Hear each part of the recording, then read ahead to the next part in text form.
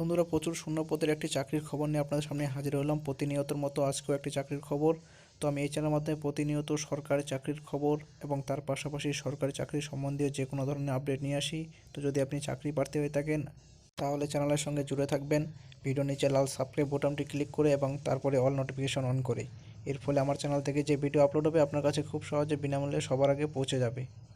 তো বন্ধুরা, আজকের যে চাকরির খবরটি নিয়ে এসেছি, এখানে চৌকিদার পদে 7,000-এর মতো শূন্য পদে নিয়োগ করতে চলেছে এবং বেতন প্রতি মাসে দেওয়া হবে 17,000 টাকা। প্রচুর শূন্যপদ রয়েছে, ভিডিওটি শেষ অবধি দেখবেন। বিস্তারিত জানার জন্য কোথায় নিয়োগ করা হবে এবং যোগ্যতা কী লাগবে এবং আরও বিস্তারিত বলবো, ভিডিওটি শেষ অবধি দেখবেন।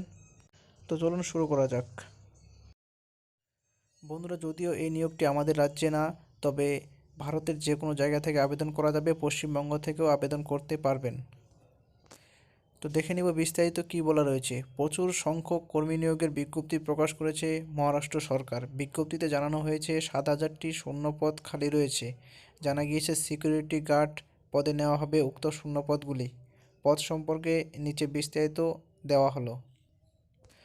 পদের নাম চৌকিদার এবং মোট শূন্যপদ রয়েছে 7,000টি এবং যোগ্যতার কথা উল্লেখ করা রয়েছে HSC দ্বাদশ শ্রেণী পাশ করে থাকলে এই চাকরিতে আবেদন করতে পারবেন এবং বয়স হতে হবে সর্বনিম্ন 18 বছর এবং সর্বোচ্চ 28 বছর এর মধ্যে হলে আবেদন করতে পারবেন। এবং যারা বিভিন্ন রিজার্ভ ক্যাটাগরি থেকে আছে তাদের জন্য সরকারিভাবে যে ছাড় থাকে সেভাবে ছাড় থাকবে।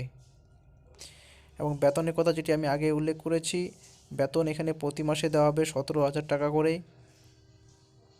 এবং এই চাকরির ক্ষেত্রে শারীরিক ফিটনেসের একটি ব্যাপার রয়েছে, যেটি বিজ্ঞপ্তিতে আলোচনা করা রয়েছে। বিজ্ঞপ্তি ডাউনলোড করার জন্য ডেসক্রিপশন ফলো করবেন, সেখানে লিঙ্ক দেওয়া থাকবে।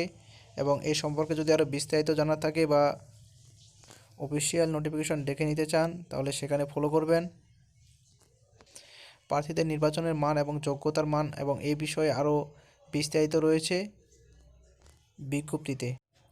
এছাড়া বিজ্ঞপ্তিটি ডাউনলোড করার জন্য আপনারা গুগলে সার্চ করতে পারেন www.mahasecurity.gov.in। এবার দেখে নিব আবেদন ফি। প্রার্থীদের অবশ্যই আবেদন ফি হিসাবে 250 টাকা দিতে হবে অনলাইনের মাধ্যমে, ডেবিট কার্ড বা ক্রেডিট কার্ড কিংবা নেট ব্যাংকিং ব্যবহার করে।